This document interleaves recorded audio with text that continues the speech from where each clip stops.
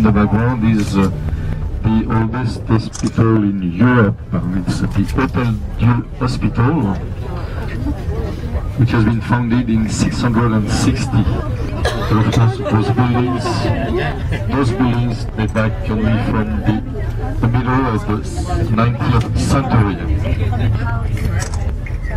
They are living back from the period of Baron Haussmann, Second Empire.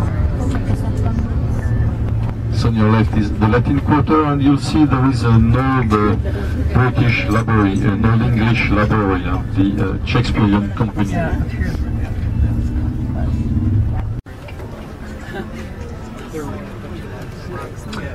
And the building on your right now is the Louvre. The Louvre was the royal palace, and during the monarchy, the kingdom.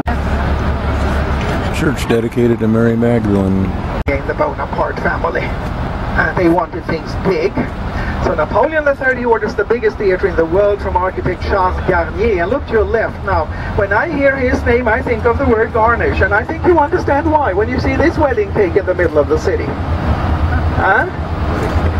70 sculptures helped to decorate the outside of this building. And it was the biggest theatre in the world when it was built, even though it can only hold 2,000 spectators. Not so much for a big theatre. What is big is the stage where 500 people can stand at the same time, and the socializing areas. Yeah, you went to the opera not just to see, but just to be seen. The third was captured by the Germans at Sedan in September 1870. And then the Parisians took advantage and proclaimed the Republic. And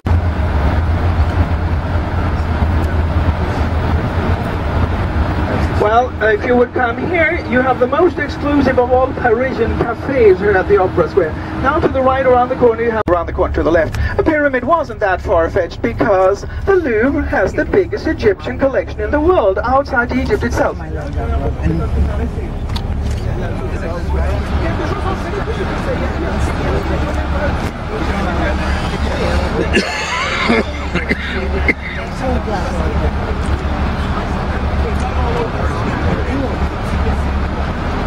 So look to your left now, you can see that very controversial pyramid. But as I said, it's very functional because you go in there underground and then you can make shortcuts underground to reach the different parts of the building that you have around you. So it's simple and ingenious in a way.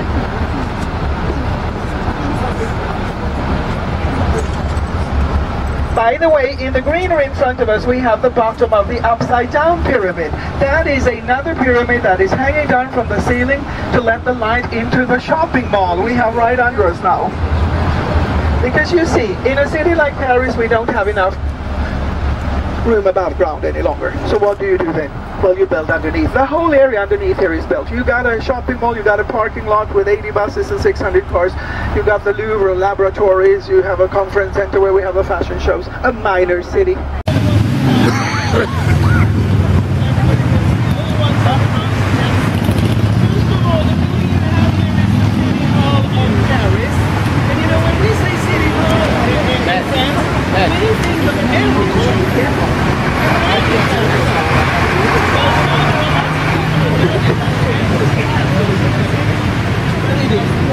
Well, traditionally the French are Roman Catholic, but this country has absolutely no spiritual charter. Sainte-Chapelle.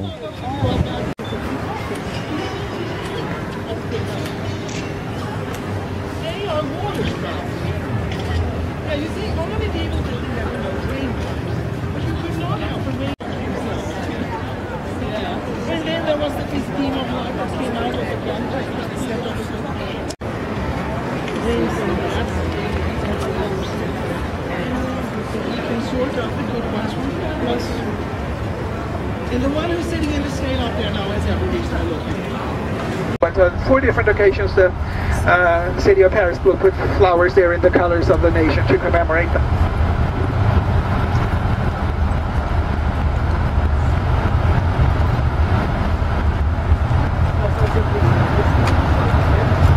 Now, the Luxembourg Palace was a royal palace, but in the 19th century it was used as an art museum, and today the Luxembourg Palace houses the French Senate. The French Parliament has two chambers, just like you have in America or Canada. We have a Senate and we have the National Assembly, which will be the House of Commons or the House of Representatives. Look down to your right now, you can see this beautiful garden, and a typical French garden style where everything is trimmed to a perfect shape. Trees don't grow like that naturally. And of course, popular. You should know this weekend is just incredible. We don't have weather like this. In October normally it was just summer. Everybody was out, t-shirt on the streets, sidewalk cafes yesterday. Amazing. Look up to your left also, you can see the beautiful view towards the Paris Observatory dating back from the 1600s. We can see who it is. I can see the dark tree in there now. It's hard to see, but can you see there? It's hard to see, but it's Lady Liberty.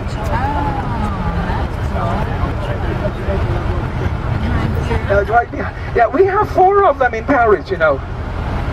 Not as big as everything in America, of course. But how come that we have statues of liberty in Paris? Yeah, you know, the big one in New York City was a gift. There is 50 yards in there distance. Yeah, the big statue of liberty in New York was a gift from the French people to the American people. Yes. You see, France and America have a long relationship. But in this church there is an organ that is even bigger than the one in Notre Dame, the big one. You didn't see the big one because you know it's above your heads when you come in there. Did you see it? It's hard to see it up behind, at the back, at the very back. Older than Notre Dame. So we're driving down Rue Bonaparte, and that has his name after Napoleon, Napoleon's last name, Bonaparte. And you know, the French language doesn't like to repeat words. So sometimes rather than saying the name of an institution, we might say the address. And if you say Rue Bonaparte to a French or a Parisian, he will think of the Paris Art School. You know, Paris was the center of Western art for centuries, or maybe still is. And the art school. In the streets, you know, and overlooking the city, that white dome there, far away. And then we have the museums. You have all figured out that we have many museums here, for every taste and interest. And here now comes the Orsay Museum to your left, up in front of us. The Orsay Museum was originally a train station, built for the World Fair held in Paris in the year 1900. But then it wasn't used as a station after World War II in the world outside Egypt. 55,000 objects. One piece of stone, 240 tons heavy, and a takeaway gift from Egypt. To the right. One year we had a indoor amusement park there, one winter. And we had a giant ice skating rink another year. And now there is a Japanese art exhibit, and art attracts a lot of people here, you know, always lines. But look to your left, there we have the Petit Palais, the little palace, which houses the Paris City Fine Art Museum. And I can recommend that to you all if you go for a stroll at the Champs-Élysées this afternoon, because all city museums are free of charge. And look, there is no line. So if you go down the Champs-Élysées, pop into the Petit Palais. It's like a small little Louvre, but not that big and not that noisy. A good alternative and easy of access. Look there. This is Belle Epoque architecture around the 1900s.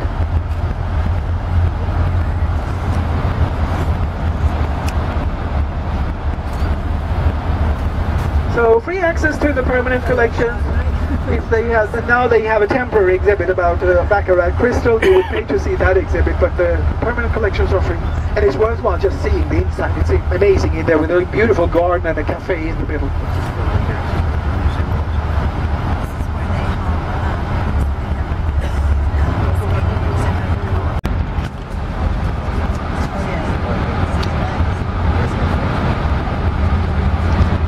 It's no one less than Winston Churchill, the Prime Minister of Britain during World War II. There he is. Without a cigar, as somebody pointed out when he was unveiled. And now we're crossing the river again. We're crossing it on the most beautiful of all our bridges, Bridge Alexander III. built for that same World Fair of 1900 and named after the second last Russian Tsar, Alexander III. Not just a beautiful bridge, but a technical masterpiece. This was the first bridge to span the whole river without any pillars underneath. You saw it in the distance. It's one long, elegant arch spanning the whole river. And of course you can see the Eiffel Tower in the distance now, but the church with the green steeple over there, that is the American Protestant Church in Paris, the first American church built outside the United States.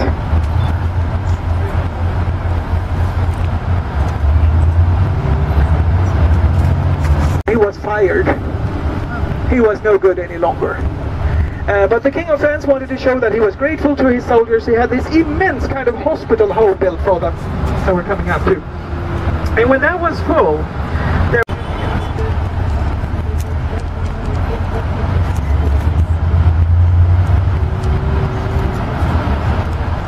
and there under the flag in the middle you have the king himself on his horse, Louis XIV, and back there sits Mars and Minerva, the god and goddess of wars. It's all about war. And a moat all around it, because when this was built, it was outside the city. Paris wasn't that big yet. Then rich families, the noble families that have big estates and castles in the countryside, they also have beautiful... Ah, there he is. Breathe. Wondering where his clothes are. Yeah, you should always try to analyze a work of art, you know. Yeah, you only get to see the back anyhow.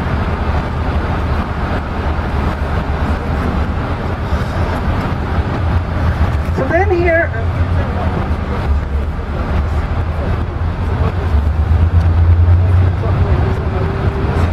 So this is, to your right here, you have this immense building complex that the Invalid Hotel is. But the reason I'm taking you here is to show you what is, in my opinion, the absolutely most elegant building we have in the city. Might not be as famous as the Eiffel Tower or the Arc de Triomphe, but the Invalid Dome here, the church that is a part of the complex, it was built around the year 1700 and probably meant to become the royal mausoleum of 22 karat gold leaf. So what you have up on that roof is a layer of almost pure gold. You can all imagine that that cost a fortune. But you know, gold is the only metal that doesn't tarnish. You never need to polish your gold. Those of you who have the right stuff, you know. So still 25 years later it looks like this. And we're going to drive over to the other side of the square so everybody can see it really well. So it's not just Napoleon who's buried in there, but also two of his brothers. The remains of Napoleon's son were moved there during the war by Hitler. You can imagine that Hitler admired Napoleon. So he said, no, he's going to rest next to his father. And then you have Marshal Foch and others. Isn't that pure elegance, that building?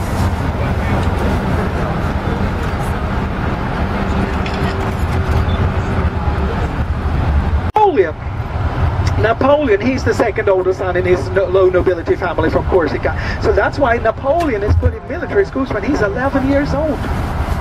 But at 15 he comes here. And this is where he turns out to be an incredible student. He graduates after 1 year as a 16-year-old officer, when it should have taken 2 or 3. And you know, we know that Napoleon's teachers believed in him. We still have his grade in the National Archives. And can you imagine, still today you can read a little handwritten note at the bottom line that goes, "Can go far." And he did. Maybe a little bit too far. And this is still active. This is the Superior School for Officers. Sometimes they are riding jumper there. The tunnel is right underneath here. But that's an amazing thing. You know, people turn down. Had nothing to do with Princess Diana. There it is. But now it's become, that's why all these people are there around looking. People still today come there, put flowers, light a candle, or leave a word of remembrance. It's nothing beautiful in itself, but it's quite an interesting psychological phenomenon.